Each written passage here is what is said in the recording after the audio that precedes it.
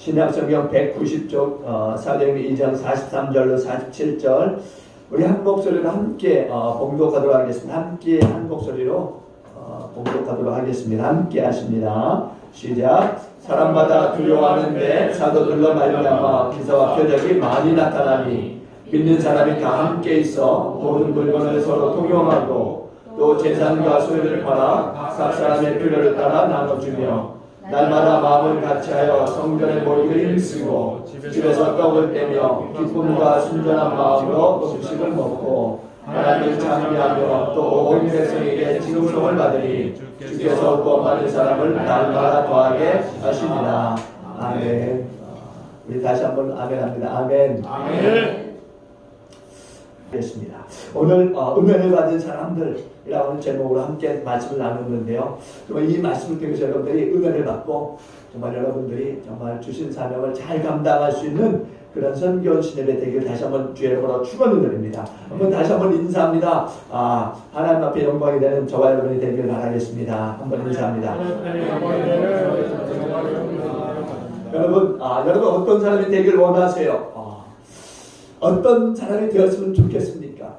혹 어떤 사람이 되었으면 좋겠다라고 그렇게 생각했던 분들이 있을 거예요.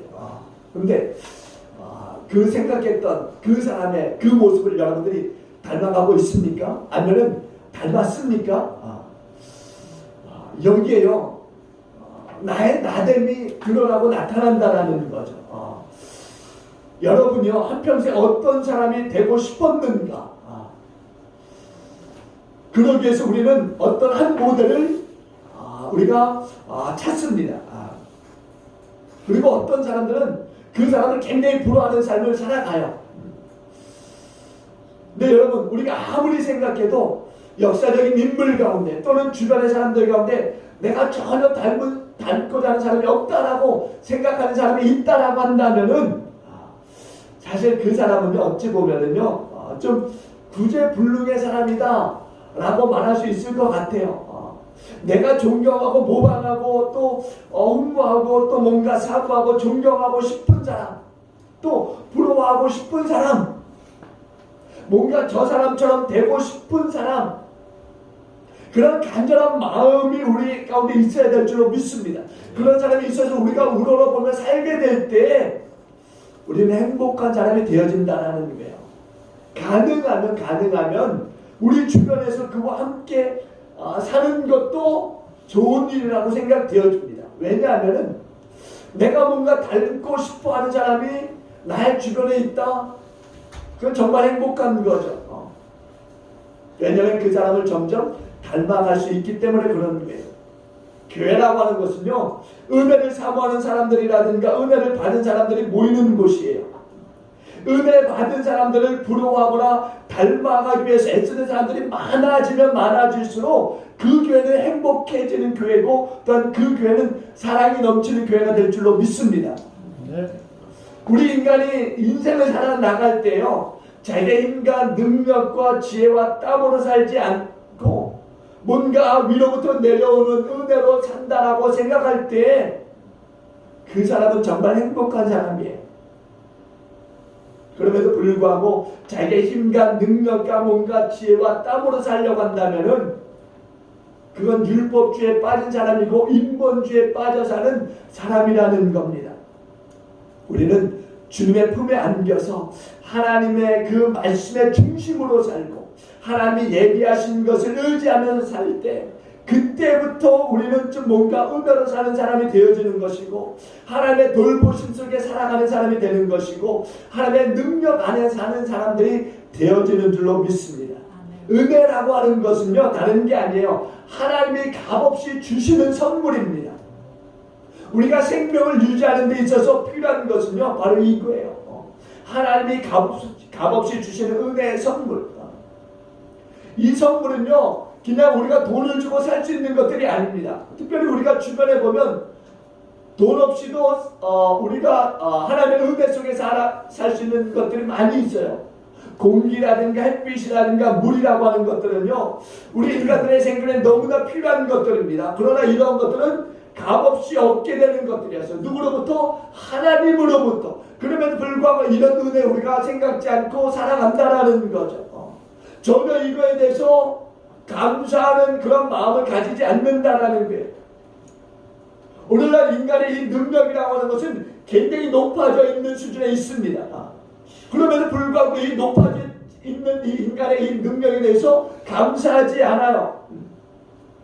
그리고 오히려 또 인간의 그 능력을 더 많이 추구하는 모습을 봅니다. 어떻게 보면 초능력적인 인간을 사모하는 사람들이 더 많아졌다 이렇게 생각할 수도 있을 것 같아요. 보면은요, 상당히 문명적으로는 높아져 있는 수준에 이르렀습니다. 또 과학도 상당히 높은 수준에 이르렀어요. 그런데 여기에 보면은요, 우리 그리스도인들의 영적인 이 신앙의 이 수준도 상당히 교만해 있다라는 거죠.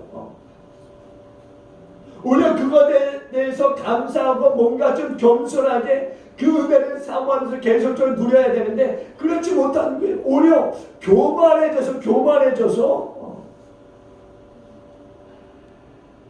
인간의 역사를 보면은요, 그 교만의 시작이 어디서부터 시작되는가 우리가 보게 되는데, 에덴 동산에서요, 사단은 인간에게 뭐라고 합니까? 너도 하나님같이 될 수 있어.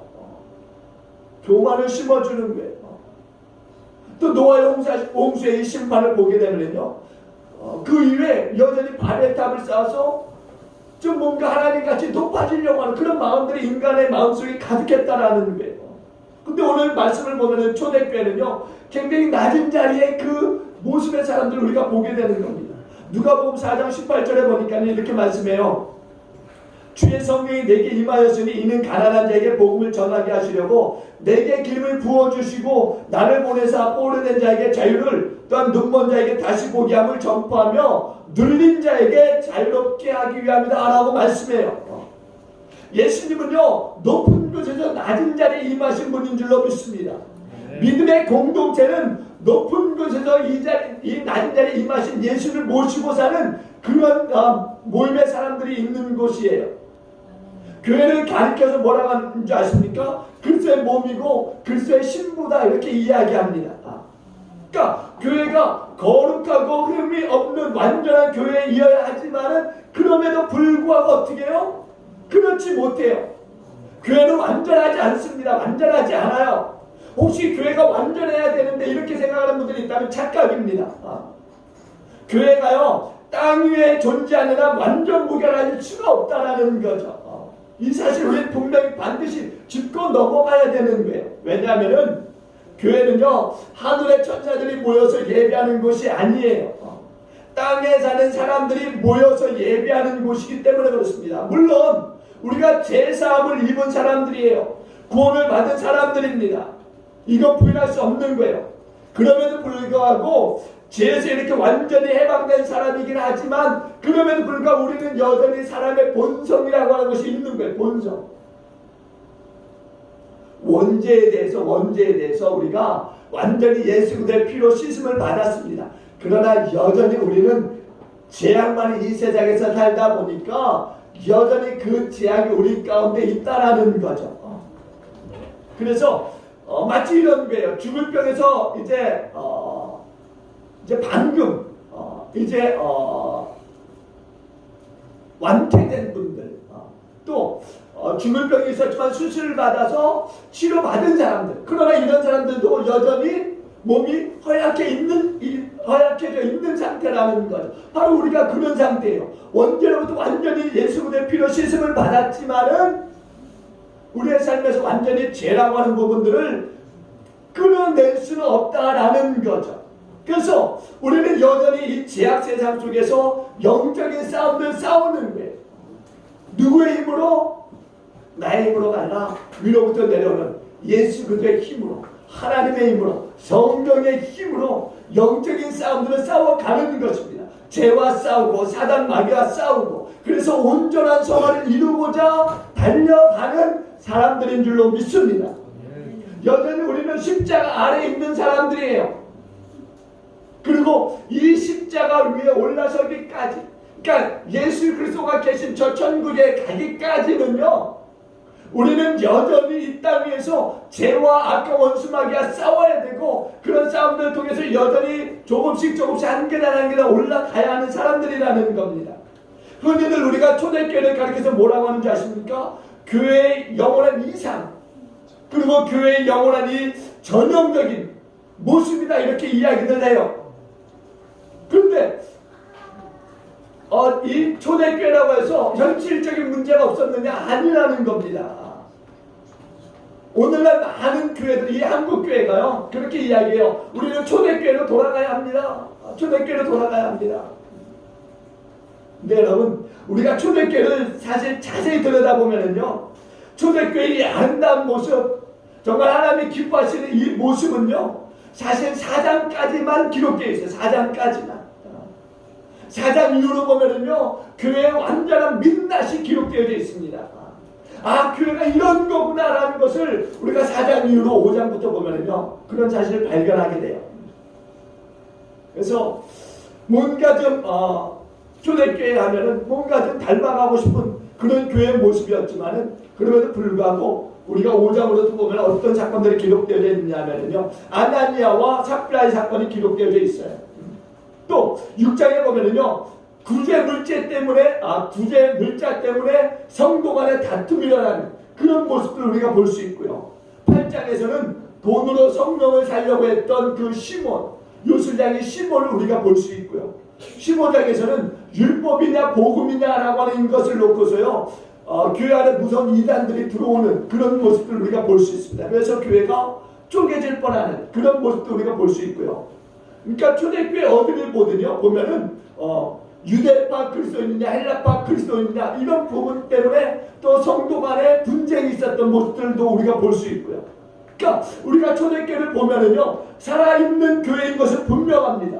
살아있는 교회인 것은 분명히. 그러나 완전 무결한 교회는 아니었다라는 거예요. 도리어 초대교회를 보게 되면요, 낮은 자리에 오신 주님을 모시고 사는 낮은 자리에 이 사람들이 모여있는 교회라고 할 수 있는 거예요.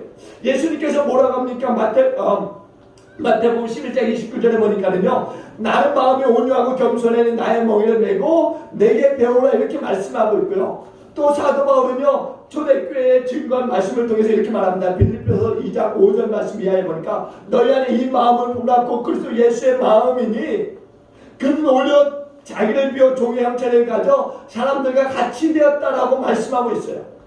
그러면은 이러한 이 가르침과 이 성령의 이 강림 가운데서 이루어졌던 이 초대교회의 이 어떤 모습들을 우리가 증거하고 또 우리가 이 모습을 닮아가야 되느냐? 첫째는요, 믿는 사람들이 다 함께 있었다라고 말씀해요. 44절에. 이들은요, 인위적으로 모여있는 단체가 아니었다라는 거예요. 예수님 때문에 한 사람, 두 사람, 네 사람 뭐 이렇게 모이다 보니까 그게 공동체가 되어졌다는 거예요. 여러분, 하나님께서는요, 스스로 신이 되어지시고 또한 인간에게는 신에 대한 믿음을 주셨다는 거예요. 초대교회는요, 능력이 본래부터 있던 사람들이 모인 자리가 아니라 믿음의 사람들의 자리였다는 거예요. 믿음의 사람들. 초대교회는요, 천국을 본 사람들이 만들어간 자리가 아니라 믿음으로 천국을 바라보는 사람들의 자리였다는 거죠. 또 초대교회는요, 기도의 능력을 가지고 있는 사람들이 모인 자리가 아니라 바로 믿음으로 기도하는 사람들의 자리였다라는 거예요. 그러니까 낮은 자리 공동체가 바로 초대교회의 공동체의 모습이었다라는 거죠. 낮은 자리에 임하셨던 주님의 약속을 믿고서 기다리는 그 사람들에게 성령이 임하셨고, 그리고 교회는 세워지게 되어졌어요. 그들이 기다릴 수밖에 없었던 이유 중에 하나를 보면은요, 사회적인 모습 속에서 우리가 발견하게 됩니다. 이 믿음의 사람들은요, 너무나 가난했어요. 어떤 일자리를 구할 수가 없었습니다. 이 믿음의 사람들에게는요, 그 당시에 일자리를 주지 않았어요. 모든 사회가 배척하는 사람들이, 배척받는 사람들이 그리스도인들이었다라는 거죠. 그러니까 어딜 가든 나그네와 같은 인생을 살아가는 사람들이 바로 믿음의 사람들이었다는 거예요. 그러니까 초대교회는요, 그 낮은 자리에 오셨던 주님을 예배하는 공동체였다라는 거예요. 46절로 47절에도 보면 뭐라고 합니까? 성전에 모이기 힘썼고 하나님을 찬미했고, 그러니까 그들 삶의 예배의 삶이 계속적으로 이어져 있었던 것을 우리가 보게 되는 거예요. 저와 여러분들은요, 낮은 자리에 임하신 그 예수님을 예배하는 사람들인 것을 믿으시고, 또한 그 예수님을 힘있게 예배할 수 있는 그런 초대교회와 같은 성도들의 모습의 삶을 닮아가는 저와 여러분에게 결국으로 축원을 드립니다. 두 번째는요, 45절에 보니까는요, 각 사람의 필요를 따라 나눠졌다라고 해요. 각 사람의 필요를 따라 나눠졌다. 자칫 신앙생활 속에요, 잘못을 범할 수 있는 부분이 이 부분인데요. 오직 하나님만 이렇게 이야기하면서 옆에 있는 이웃을 우리가 잃어버린다면 이건 하나님을 기쁘시게 하는 일이 아니라는 거죠. 신앙생활은요, 결코 이기적이어서는 안 된다는 겁니다. 내가 은혜를 받아야 되겠다라고 하는 사람들만 많아지면은 교회는 잘못될 수 있다라는 거죠. 오히려 내가 은혜를 위해서 수고해야 되겠다라고 하는 그런 마음이 있는 그리스도인들이 많아질 때 이 사회는 더 많은 그리스도인들로 채워질 줄로 믿습니다. 초대교회의 그리스도인들은요, 바로 이웃을 찾았어요. 하나님의 잃어버린 이웃을 찾아 나섰다라는 거죠.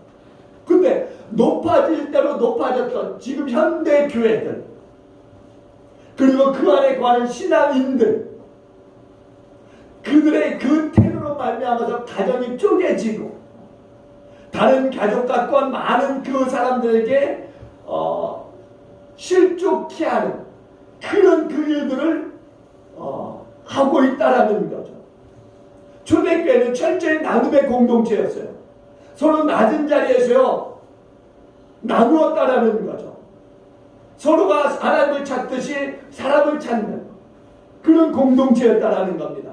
한국교회가요, 사실 이기적인 이 모습만 버리게 된다면요, 많은 우리의 이웃들이 그 안에 몰려들 수 있다라는 거죠. 여러분, 사실 우리가 주님의 이 복음은 사실 죄인의 이 마음의 경계를 뛰어넘는 것 아니겠습니까? 국경을 뛰어넘고 인종을 뛰어넘고, 그래서 땅끝까지 증거되는 복음이 오늘날 많은 이 세계의 민족 가운데 증거되고 있어요. 하나님께서도요, 이러한 초대교회를 사랑하셨고요, 또한 그 열매가 나타났던 것을 우리 본문을 통해서 볼 수가 있습니다. 사람들이 온 백성에게 어떻게 해요? 칭찬을 받는 그런 열매가 있었어요. 또 보니까는요, 하나님께서는 돈 많은 사람들 날마다 더하시는 그런 열매를 초대교회 가운데 주셨습니다. 그러면 왜 이런 열매들이 이런 교회 가운데 나타났느냐? 바로 이들의 나눔을 통해서 이루어진 공동체였기 때문이라는 겁니다. 그러니까 낮은 자리 공동체에서 하나님을 경배하고 이웃을 섬길 때 비로소 이런 일들이 나타날 수 있었다라는 거예요. 저와 여러분들도요, 이제라도 이웃을 찾는 그런 우리 그리스도인들이 될 때 여기에 하나님께서 정말 역사하시는 줄로 믿습니다. 초대교회와 같은 그런 자리에서 우리가 함께 신앙생활에 나갈 때 바로 하나님이 주시는 평화가 우리 가운데 넘쳐나게 될 줄로 믿습니다. 오늘 본문은요, 예수님께서 이제 승천하시면서 제자들에게 성령을 주실 것을 약속하시고 오순절 마가다락 방에서 120명의 성도들이 모여 뜨겁게 기도할 때 성령이 그 가운데 임하고, 그리고 그들 통해서 교회가 세워지는 것을 우리가 보게 되는 거예요. 오늘 이렇게 성령 받은 성도들이 모여서 교회를 이루어가는 그런 모습을 담고 있습니다. 우리가 흔히 가장 모범적인 교회라고 말할 때 초대교회를 이야기합니다. 초대교회. 그 이유는 초대교회가 복음을 전할 때 예루살렘과 온 유대와 사마리아와 땅끝까지 전하는 그런 교회의 모습을 나타냈기 때문이에요.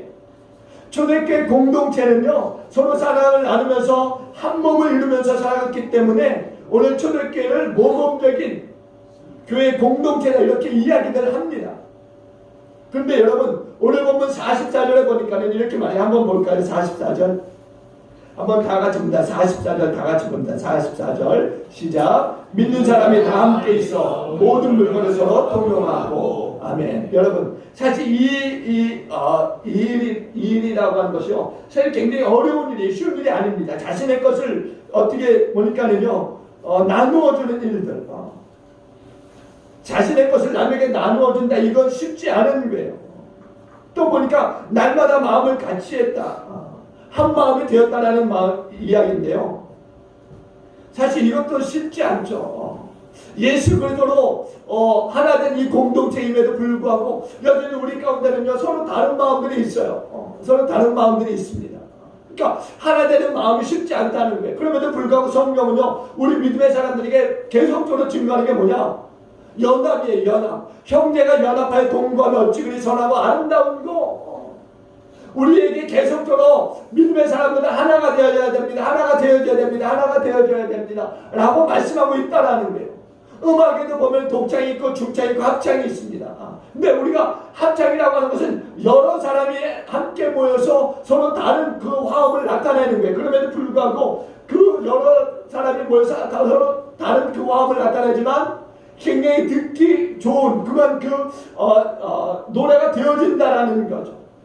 이런 것을 볼 때 오늘 우리 교회 안에 은혜의 하모니가 넘칠 수 있도록 나의 마음을 내려놓고 함께 하나 되는데 임재될 줄로 믿습니다.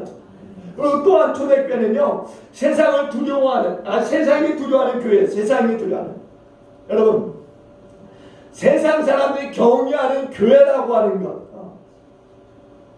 근데 요즘 교회가 어떻게 됐습니까? 오히려 세상 사람들에게 욕을 먹는 교회가 되어졌어요. 근데 사실 교회가 세상 사람들에게 비춰지는 두 가지의 모습이 있는 거죠. 첫째는 세상이 두려워하는 교회. 그러나 반대로 또 하나는 세상으로부터 얕잡아 보이는 교회. 이 두 개가 있는 거예요. 근데 성령의 충만해서 교회가 교회로서의 사명을 다할 때는 세상 사람들은 교회를 굉장히 두려워했습니다. 왜? 거기에 권위가 있었기 때문에. 이 권위는 하나님으로부터 받는 거예요. 하나님으로부터 받는 거예요. 교회가 이웃 사람들에게요 무엇인가 유익을 주고 또 뭔가 도움을 주고 선을 베풀 때 교회는 주변 사람들로부터 뭔가 좋아짐을 받았고요. 또 협조를 받았고 또한 두려워하는 대상이 되어졌던 거죠. 두려워한다고 하는 것은요 다른 말이 아닙니다. 교회를 교회다운 것으로 인정하는 것을 이야기하는 거예요. 또한 초대교회는요 놀라운 일이 생기는 교회였다라는 거죠. 오늘 43절에 보니까는요 사도들로 말미암아 기사와 뭐가요? 표적이 많이 나타났다 이렇게 이야기합니다. 악한 사람이 어떻게 되느냐? 선한 사람으로 변화되는 놀라운 일이 일어났고요. 또 더러운 사람이 깨끗한 사람으로 사는 일들이 일어났고요. 또 이리 같은 사람이 양과 같은 사람으로 변화되는 일이 일어났고요. 병들어 고생하던 사람들이 고침을 받고 건강이 회복되는 일들이 일어났고 또 귀신이 쫓겨나고 온전한 사람이 되어지는, 그리고 정말 교회마다 성령의 인들로 인하여서 놀라운 역사들이 일어났던 거예요. 약한 심령이 강한 심령으로 변화를 받고 불안했던 심령이 평안을 얻게 되고 미움을 받던 그 마음들이 사랑을 받는 마음들로 변화가 되어지고 목마른 심령에 생수가 부어지게 되고 기진한 심령에 새 힘을 얻게 되고 단식 속에 찬송이 일어나게 되고, 그러니까 이런 역사들이 막 성령으로 인해서 일어났던 거죠. 오늘 저와 여러분의 삶도 마찬가지입니다. 우리가 살아가면서 삶의 의미를 찾지 못하고 헤매는 사람들이 우리 주변에 얼마나 많이 있습니까?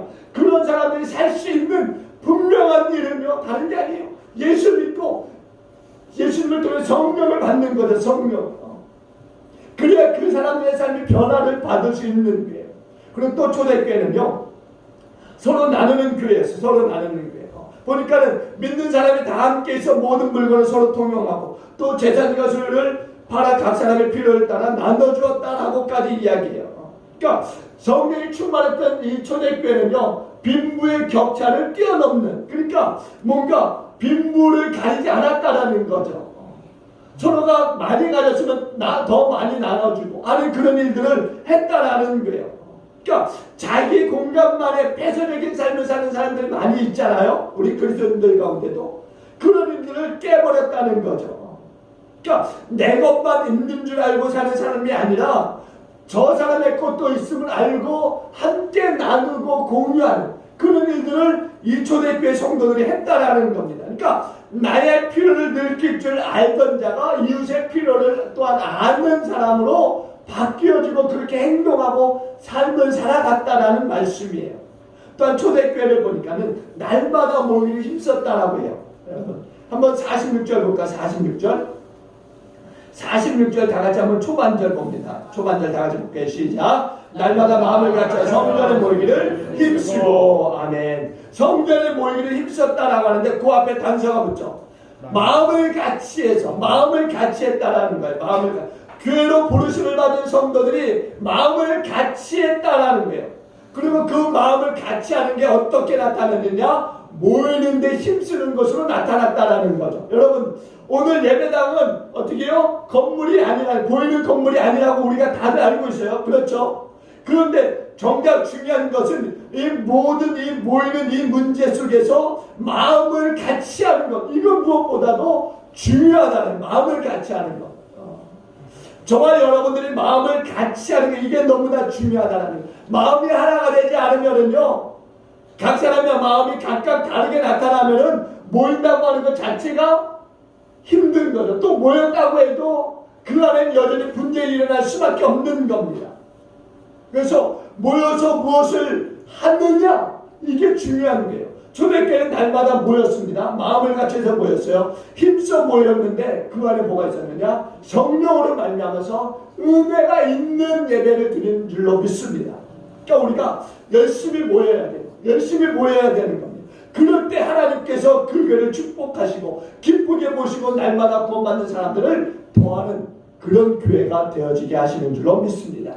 또한 초대교회는요 교제하는 교회였어요. 교제하는 46절에 보니까 그 뒤에서 뭐라고 합니까? 46절 그 힘쓰고 뒤에 뭐라고 해요? 집에서 뭐를 뗐다? 떡을 뗐다라고. 떡을 뗐다.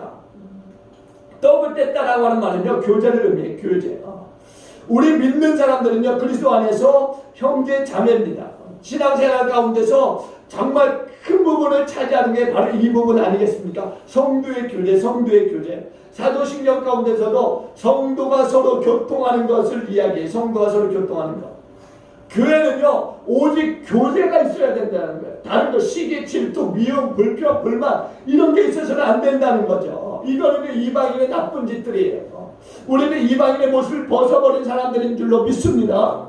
이제 예수 그리스도로 이방인이었지만 예수 그리스도로 말미암아서 이제 우리도 하나님의 선택된 백성이 되어진 거예요.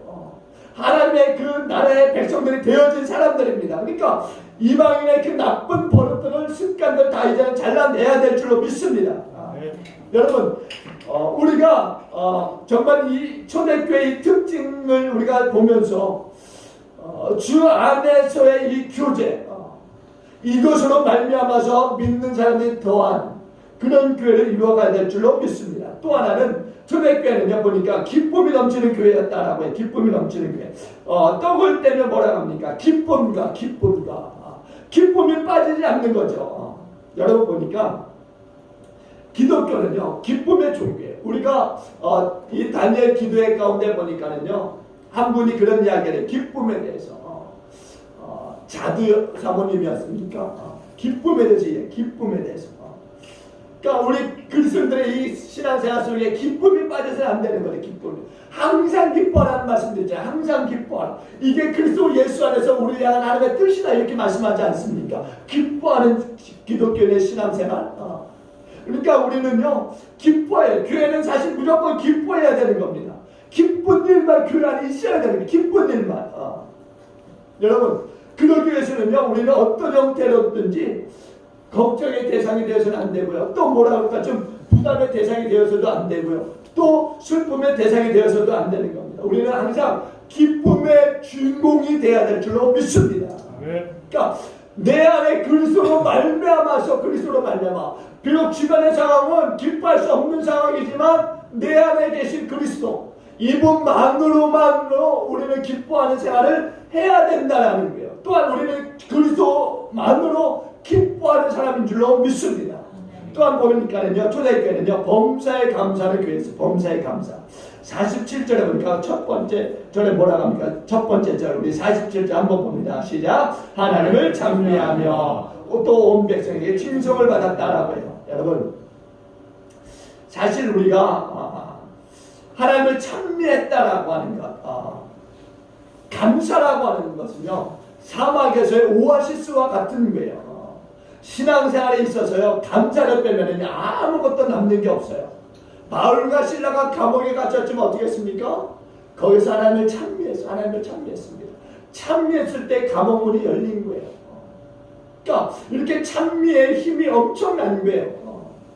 불평하는 사람에게 따르는 게 뭐겠습니까? 우리가 잘 알듯 불평하는 사람에게는 늘 불평할 수 있는 일들만 생기는 거예요. 그러나 감사하는 사람, 또 이 찬양하는 사람에게는요, 감사하고 찬양할 일들만 생겨나는 줄로 믿습니다. 그러니까 저와 여러분들은요, 언제나 감사가 넘치는 그런 삶을 살아가실 수 있길 바랍니다. 그래서 나쁜 것도 감사로 바뀌어지는 역사가 나타나는 그런 저와 여러분의 삶의 주변 환경이 되어지길 주님으로 축원드립니다. 또한 초대교회는요, 칭찬받는 교회에서 칭찬받는 교회. 46절에 보니까요, 뭐라고 하느냐, 온 백성에게 47절 두 번째예요. 온 백성에게 칭송을 받았다라고. 온 백성에게 칭송을 받았다. 성도의 입장에서 보면은요, 욕을 먹든지 칭찬을 받든지 둘 중에 하나 아니겠습니까? 근데 제가 여기 파리바게트 옆에 빌라에 보면은요, 백합꽃이 엄청나게 아름답게 펴요. 그런데 그게 아름답게 폈을 때 정말 꽃다운 꽃이구나, 꽃 중에 제일 아름다운 꽃이구나, 이렇게 생각되어지는데 그 꽃이 시들어가는 모습을 보면은요, 그것처럼 취한 게 없더라고. 완전히 썩어서 냄새나고. 우리 그리스도인의 삶도 그런 건 아니겠습니까? 살아서 향기를 말할 때는 그 향기가 엄청나게 많은 사람들에게요, 아름다운 향기를 말하지만은 죽어서 냄새를 피운다면은 정말 고약한 냄새, 빈충을 사는 냄새가 되게 되는 거죠. 그러니까 오늘 우리 그리스도인들은요, 초대교회 같이 뭔가 좀 이렇게 은혜를 받은 사람들의 모습을 좀 나타내야 되는 거죠. 전도하는 교회였고, 또 배움에 힘쓰는 교회로서 기도하는 교회, 그리고 또 뭔가 세상에 기도하는 교회, 뭔가 놀라운 일을 만들어가는 교회, 그리고 서로 나누는 교회, 모이기를 힘쓰고 교제하는 교회, 기쁨이 넘치는 교회, 범사에 감사하는 교회, 모든 사람들에게 칭찬받는 교회, 이런 이유들 때문에 이 초대교회가 어떻게 됐다? 구원 받는 사람들이 날마다 더했다. 그러니까 초대교회는요, 날마다 더하는 교회였다라는 거예요.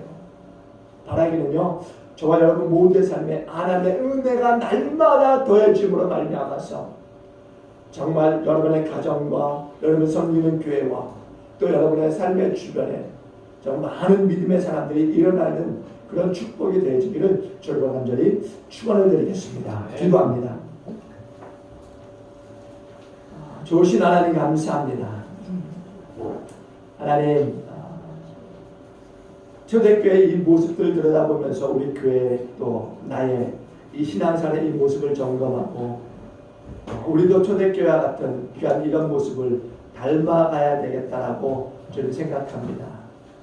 이러한 것이 생각으로만 끝나지 않게 해주시고 나의 삶에 완전히 스며들어서 정말 우리도 정말 하나님 기뻐하시는 초대교회 그 삶의 모습이 그대로 하나님 또 삶의 현장에 나타날 수 있도록 하나님 축복하여 주옵소서.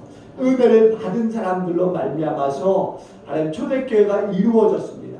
우리 기쁨의 교회도 하나님의 은혜를 받은 사람들로 말미암아서 초대교회와 같은 교회가 이루어지도록 축복하여 주시옵소서. 오늘 선교원 신임을 드리는 가운데 하나님 또 우리 모두가 다시 한번 이런 하나님 또 교회를 이루어갈 수 있도록 그래서 이 주변에 많은 좋아하는 영혼들을 주교를 인도하는 그런 교회와 성도가 다 될 수 있도록 하나님 더하여 주시옵소서. 감사드립니다. 예수님께서도 기도합니다. 일어나 축도의 예를 마칩니다.